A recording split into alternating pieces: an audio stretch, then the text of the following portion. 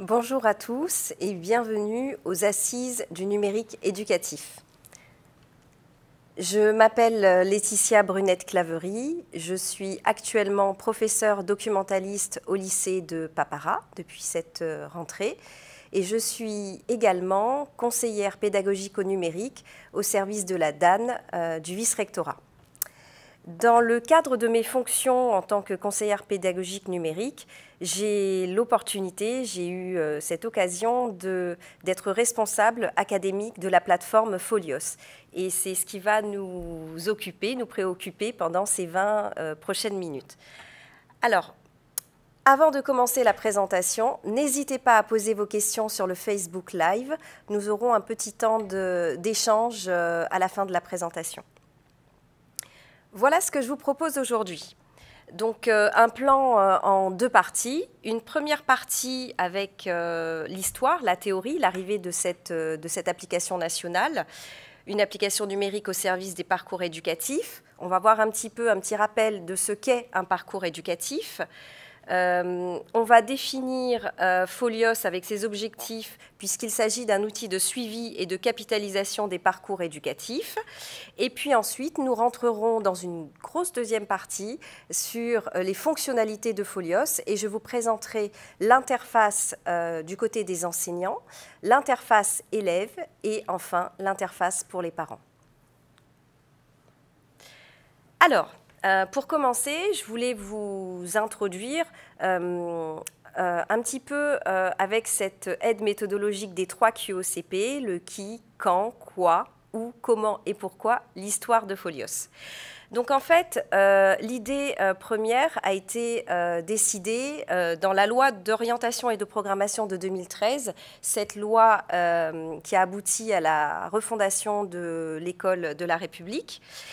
Puis, lors de la circulaire de rentrée de 2015, le ministère a décidé d'introduire officiellement Folios. Son ancêtre, en fait, avant, il s'agissait du web classeur que peut-être certains ont connu. Donc, cette application Folios a pour objectif de suivre tout au long de leur parcours les élèves de la 6e à la terminale et de conforter les compétences acquises à l'école ou en dehors de l'école. Le troisième temps, ce service, cette application nationale, a été généralisée depuis février 2016. Donc depuis février 2016, dans tous les collèges et dans tous les lycées. Voilà, ça c'était un petit peu pour l'historique. Depuis, les services du vice-rectorat, notamment le service des usages pédagogiques, sillonnent les établissements pour accompagner les enseignants pour l'utilisation de cette plateforme. Alors, première approche sur Folios, lorsque vous irez sur Folios, je vous donnerai juste après le lien du site internet, vous arrivez sur une page d'accueil où déjà on vous présente les 4 parcours éducatifs. 4 parcours avec 4 codes couleurs qu'on retrouvera tout au long sur la plateforme Folios. De quel parcours s'agit-il? Il s'agit du parcours d'éducation artistique et culturelle, plus connu sous le nom de PEAC, du parcours citoyen et du parcours éducatif et de santé, et enfin, excusez-moi, le parcours à venir. Alors, quelques mots d'abord sur ce qu'est un parcours éducatif. Un parcours éducatif est un ensemble d'activités, de travaux, de rencontres que nos élèves vont mener, tant d'un point de vue scolaire que d'un point de vue extrascolaire. Donc, ces 4 thématiques-là, on va les retrouver tout au long des années collège et du lycée. Une expérience est en cours dans certaines académies pour expérimenter la plateforme Folios au sein des écoles primaires. Je vous parlais des expériences extrascolaires et de la notion de parcours parce que nos élèves s'enrichissent en dehors de l'école d'associations, de parcours sportifs, de parcours de santé, d'investissement dans un domaine qui leur plaît. Alors, sur cette diapositive, vous avez un exemple de parcours éducatif. C'est un document que vous pourrez retrouver sur le site Eduscol. J'ai choisi pour ce parcours de vous montrer le parcours à venir, qui revient à travailler sur l'orientation, le projet personnel de l'élève. Et on voit bien ces 3 sous-domaines, j'apprends, je pratique et je rencontre. Vous avez 4 fiches qui sont synthétiques comme ça, qui peuvent être une bonne approche pour expliquer à nos élèves cette idée de parcours. Alors, avant de vous présenter la plateforme d'un point de vue technique, je voudrais faire un petit point sur les atouts de Folios. Folios est avant tout un outil qui permet de centraliser toutes les réflexions ainsi que tous les travaux de nos élèves au même endroit, un petit peu comme un portfolio. On a connu cette idée de portfolio il y a quelques années, c'est vraiment la continuité de cette idée-là. Donc ça, c'est le premier point.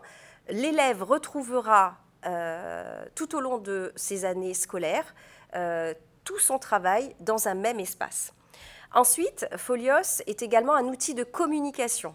Un outil de communication pour le personnel de la communauté éducative, à savoir les enseignants, mais il s'agit aussi de nos collègues CPE, de nos collègues psychologues scolaires, des infirmières ou de professionnels qui seraient invités à travailler sur la plateforme Folios, mais aussi, et c'est ce qui est assez intéressant, une messagerie, un espace de communication entre nos élèves et les membres de l'équipe éducative. Ça, c'était le deuxième point. Troisième point, c'est un espace de mutualisation. Vous allez pouvoir, en tant qu'enseignant, alors là je me mets plutôt du côté enseignant, proposer un travail à vos élèves, proposer un travail à vos collègues enseignants, par exemple au sein d'une équipe pédagogique, travailler ensemble via la plateforme pour reformuler, retravailler les objectifs de cette séance avant de pouvoir partager cette séance avec vos élèves. Et enfin, le quatrième point, un apport considérable avec cette application nationale qui est également totalement RGPD par rapport à la protection des données personnelles. Vous allez pouvoir retrouver un certain nombre de ressources pédagogiques qui sont adaptées du collège au lycée. Donc, pour résumer un petit peu sur cette slide, c'est un petit peu ce que je viens de vous dire. Donc, Folios permet donc le suivi de l'élève, on l'a vu, tout au long de son parcours scolaire, permet d'organiser l'accompagnement par les équipes éducatives et non pas rester cloisonné dans sa discipline, favorise l'autonomie des élèves dans les apprentissages parce qu'en fait, comme c'est une plateforme qui est disponible en ligne, l'élève va pouvoir commencer un travail en classe avec son professeur et le continuer dans un temps en dehors de la classe. En tant que professeur documentaliste, ce que je peux conseiller aux élèves, c'est de se présenter, par exemple, au CDI, dans les centres de documentation et d'information, et de venir se poser là pour continuer à enrichir son Folios. Ou alors, si l'élève est équipé et dispose de tout ce qu'il faut à la maison et d'une navigation sur Internet, il va pouvoir continuer son travail et enrichir son travail en dehors de ce temps de classe.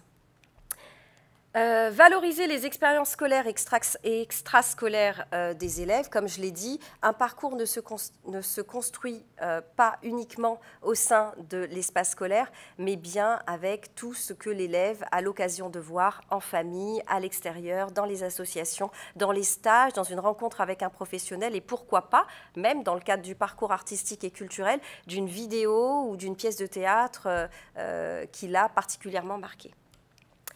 Et enfin, garder une traçabilité dans le temps, ça c'est vraiment l'outil. Il faut vraiment voir l'outil comme une richesse parce que, certes, on peut continuer à travailler avec des clés USB, mais là, le travail va être automatiquement sauvegardé d'une année à l'autre jusqu'au lycée. Notre réflexion peut changer et on va pouvoir continuer à voir ce qu'on a fait avant, notre progression, notre progressivité dans la construction de notre parcours. Passons maintenant à la deuxième partie, c'est-à-dire l'aspect technique, les fonctionnalités de Folios. Alors, je vous l'ai dit un petit peu dans ma méthode 3QOCP, qui, quand, quoi, où, comment. Folios, c'est pour qui? C'est ce qu'on va voir maintenant. Alors, Folios, c'est d'abord une plateforme nationale pour nos élèves. d'abord pour tous les élèves. Donc, comme je l'ai dit, du collège au lycée. C'est aussi pour les équipes éducatives et les personnels, les membres de la direction. Alors, petite parenthèse, pour les membres, le personnel enseignant, enfin l'équipe éducative, il faudra se connecter sur le guichet unique, la plateforme Arena, où chaque agent est reconnu avec un certain nombre de services qui sont liés. C'est également une application nationale qui est disponible pour les parents. Et là, on a vraiment cette partie d'accompagnement la plus complète possible pour nos élèves. Donc pour les parents et les professionnels, parce qu'on peut intégrer également un maître de stage, un président d'une association, un service civique. On a des services civiques qui font un travail plus particulier dans nos établissements avec les élèves. On pourra rajouter ces personnels-là et pour qu'ils puissent avoir accès à la plateforme Folios. Vous avez, si vous le voyez à l'écran, en bleu, le lien pour se connecter. Les élèves vont se connecter via folios.onicep.fr. Alors, une fois qu'on a dans un navigateur, qu'il soit Firefox ou Safari ou Chrome, tout marche très bien, tapez l'adresse Internet, l'élève va arriver, l'élève, le prof ou l'enseignant ou le professionnel sur une page de connexion. Donc, il va choisir son profil et il va pouvoir se connecter. Alors, on le voit sur la deuxième diapo, j'ai essayé de l'entourer un petit peu, l'élève aura des identifiants. Dans chaque établissement, le chef d'établissement doit nommer un référent Folios. Le référent Folios est celui qui va gérer la partie technique et la partie des identifiants et des codes. Donc, ce référent va transmettre à chaque élève un identifiant et un mot de passe. Aucune inquiétude si un élève perd le mot de passe. Grâce au référent, on pourra toujours l'aider à retrouver sa plateforme. Pour les enseignants, je vous l'ai dit, il faudra passer par la base Arena. Prenons quelques minutes pour un petit focus sur l'interface de l'équipe éducative, parce qu'il y a quand même pas mal de choses pour les équipes éducatives. Donc, je vous l'ai mis un petit peu en gros, de manière un peu éloignée pour voir ce décor et puis le graphisme de Folios qui est quand même assez bien fait. Donc, sur la page d'accueil, l'enseignant, les membres de l'équipe éducative retrouvera les principales fonctionnalités et les informations sur de la plateforme Folios. Il y a sur cette plateforme Folios quatre grandes parties. Vous vous souvenez, tout à l'heure, je vous ai parlé des atouts de cette plateforme Folios. Donc, on le voit sur le point numéro 2, une partie actualité. Alors, les actualités sont intéressantes parce que les actualités nationales sont automatiquement poussées dans la plateforme Folios. Je vous donne un exemple. Il peut s'agir, par exemple, de Parcoursup, du calendrier de Parcoursup, ou alors des informations, des actualités qui sont plus spécifiques à notre académie, comme par exemple les documents qui sont très bien faits du ministère du pays, du ministère de l'Éducation, avec des guides après la 3e qui sont spécifiques ou des guides après bac. Vous avez ensuite un espace, donc j'en ai parlé, calendrier, l'espace de communication. Alors, vous ne le voyez pas très bien ici, on le verra sur la prochaine diapo peut-être. Les carrés verts, c'est parce que j'ai masqué les informations qui sont plutôt personnelles des comptes de mon compte ou des comptes élèves. Ensuite, un espace pour travailler avec les élèves et un espace pour travailler avec vos documents. Alors, là, c'est un focus que j'ai choisi de faire pour l'interface de l'équipe éducative. Vous voyez bien toute la catégorie avec la rubrique accueil, mes documents, mes élèves. Alors, un point pour les enseignants, vous n'avez rien à faire. Les bases élèves et les bases des enseignants sont automatiquement importées en début d'année sur la plateforme nationale Folios, ce qui fait que lorsque vous allez vous connecter sur la plateforme, vous allez retrouver votre profil ainsi que toutes les classes qui vous sont rattachées pour l'année qui est en cours. Donc, lorsque vous allez cliquer sur la rubrique « Mes élèves », vous allez pouvoir travailler, envoyer des documents, communiquer, corriger les travaux de vos élèves directement dans votre espace. Alors, gros point fort de Folios, c'est la partie ressources. Il y a dans Folios, j'ai encore regardé il y a 2 jours, plus de 300 ressources pédagogiques avec des séances pédagogiques pour les membres de la communauté éducative, avec des séances qui sont déjà pensées de la 6e, de la 5e, sur les 4 parcours, des séances sur le parcours de santé. Et n'oublions pas, je parle du collège et du lycée, mais c'est également le cas pour nos élèves qui sont dans l'enseignement professionnel avec des séances qui sont ciblées par rapport à leur parcours. Donc, je vous invite à consulter la richesse de ces ressources. Ça ne fait qu'augmenter de plus en plus. L'année dernière, il n'y avait que, on va dire, 200 ressources. Là, il y a 2 jours, je crois, 337 ressources. Vous pouvez télécharger ces ressources pédagogiques dans votre espace personnel et repartager ces documents avec vos élèves, avec votre groupe classe. Donc, c'est un petit peu ce que je vous montre ici, en gros plan. Je vous ai prévu une petite séance pédagogique juste après. Donc là, je n'ai pas mis de filtre, on le voit dès le départ, mais vous aurez la possibilité de filtrer vos ressources, soit par niveau, par thématique, par classe exactement, et également par travail de collaboration avec, par exemple, je veux travailler avec l'infirmière sur le parcours de santé, avec une classe de 6e, donc vous allez pouvoir cocher tout ça au niveau des filtres. Ça, c'est une vue que j'ai prévu de vous montrer, c'est pour vous montrer qu'en fait, dans votre espace particulier en tant qu'enseignant, vous avez vous avez exactement 10 gigas d'espace.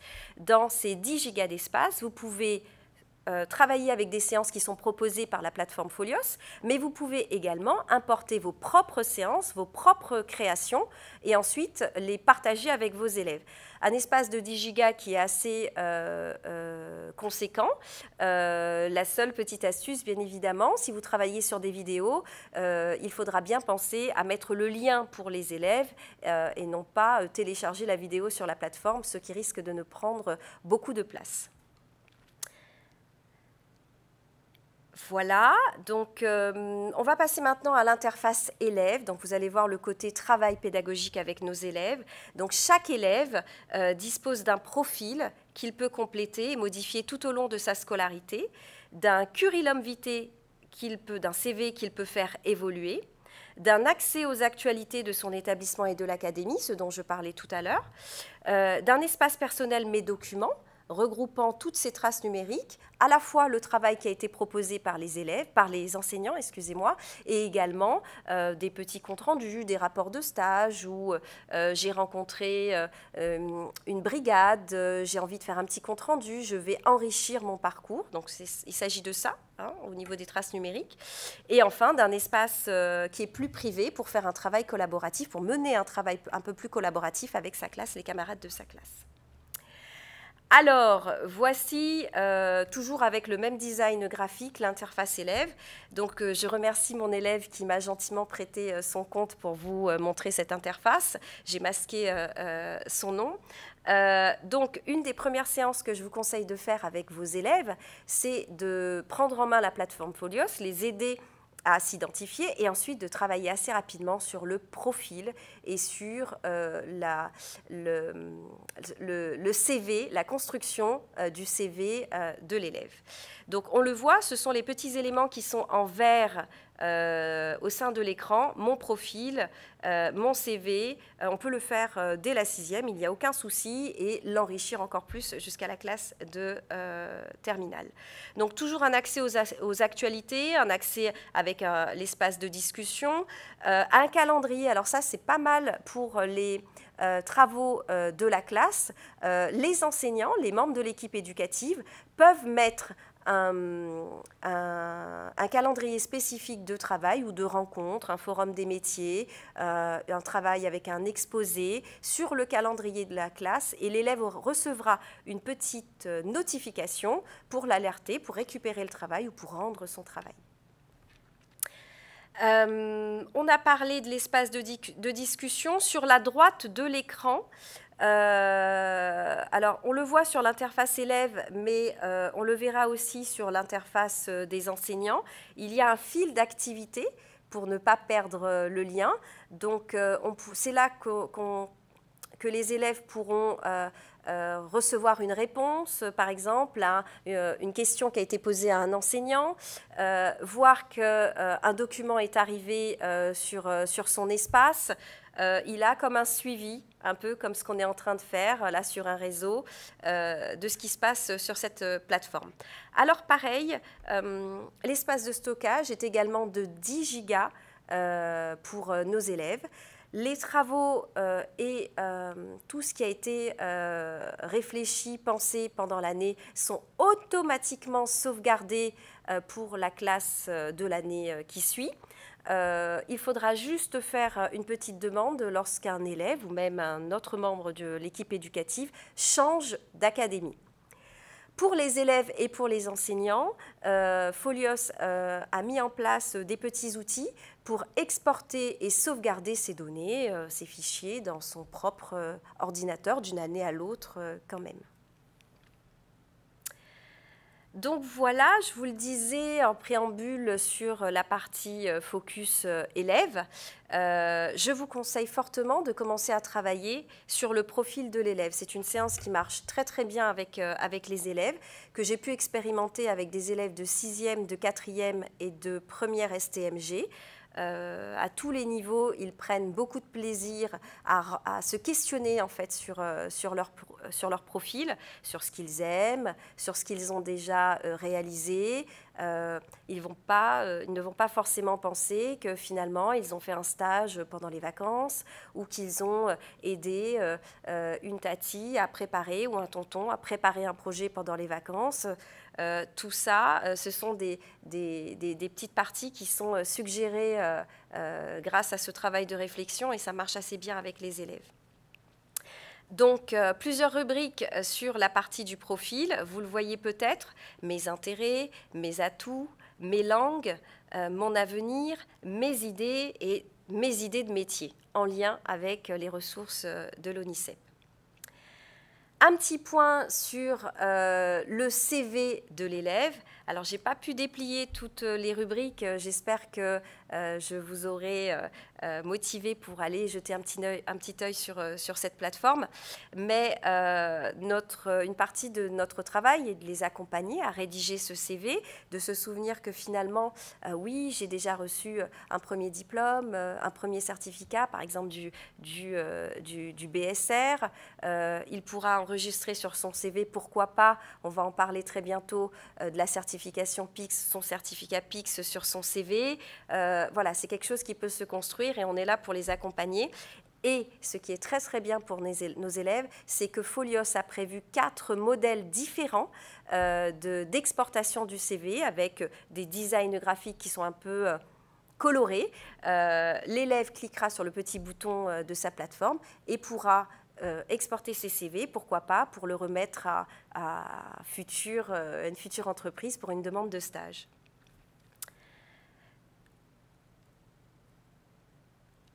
Un exemple de travail pédagogique sur cette slide que vous allez pouvoir retrouver sur la plateforme Folios. Et enfin, je vais terminer là-dessus. Je vous disais que les parents sont également présents sur la plateforme. Ils vont pouvoir consulter les actualités, les événements, les ressources spécifiques grâce au code que le référent Folios lui aura donné. Je vais m'arrêter là pour cette partie de présentation et je vais maintenant recevoir vos questions si vous en avez. Je vous remercie. Vos questions, c'est juste après le jingle Marourou.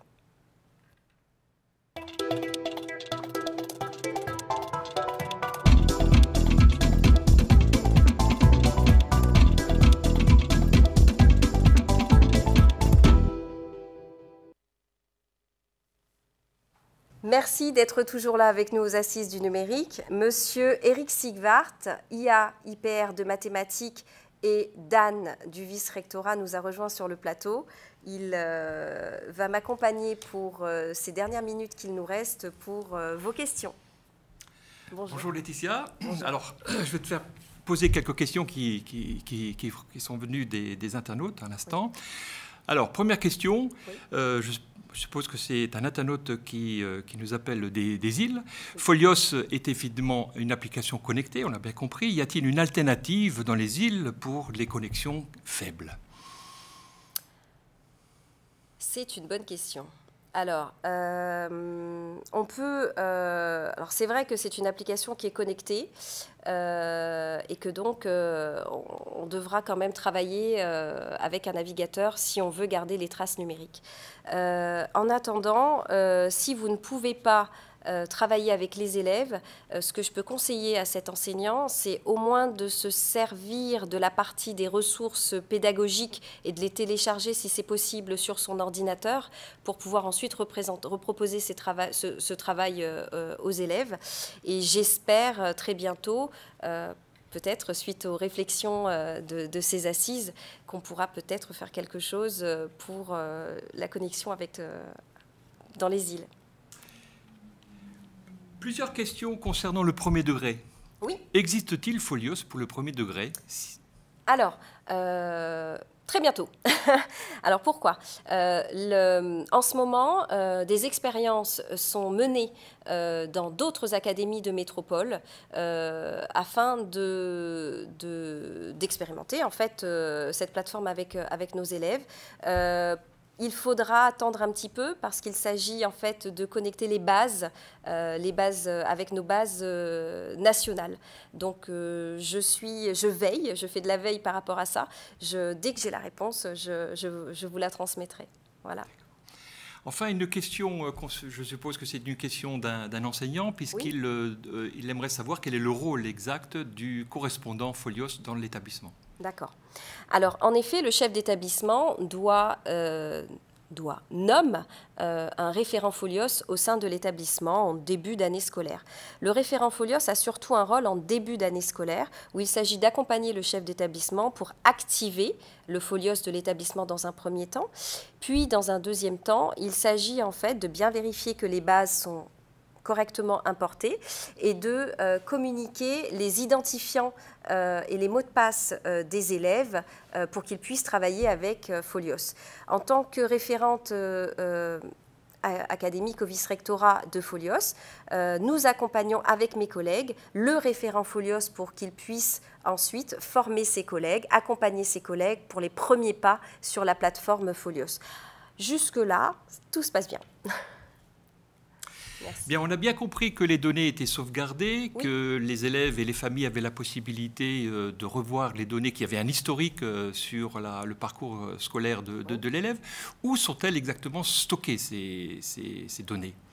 Alors, toutes ces données, ça c'est une très bonne chose, sont hébergées dans nos serveurs de l'éducation nationale. Ces données sont conservées, les données personnelles sont conservées de nos élèves et de nos enseignants une année scolaire dans un cadre qui est complètement sécurisé par rapport au RGPD. Et chaque personnel, chaque élève, chaque parent peut avoir un accès à ces données et peut contacter le délégué à la protection des données parce qu'il a un droit de modification, de suppression ou de récupération de ces données. Elles ne sont pas vendues. Alors, on a vu hier que l'utilisation d'Internet se faisait essentiellement sur des smartphones, donc question de famille. Est-ce qu'il y a possibilité de consulter le portefeuille Pholios sur un smartphone et bien entendu à domicile? Tout à fait. Donc, merci pour cette question. Donc, le site, enfin, l'application Pholios est un site qui est responsive, c'est-à-dire qu'il va automatiquement s'adapter au format d'une tablette si vous travaillez sur une tablette ou au format du smartphone. Je l'ai testé, ça fonctionne très très bien. Chaque cellule, chaque champ s'adapte à la taille et à la résolution de votre appareil. Alors, Monsieur Sigvart, merci de m'avoir accompagné pour ces questions. Et aux auditeurs, aux parents, aux membres de la communauté éducative, à tous ceux qui nous ont suivis, je vous remercie et je vous souhaite de bonnes assises. N'hésitez pas à nous contacter si vous souhaitez avoir plus d'informations sur la plateforme Folios. Maruru.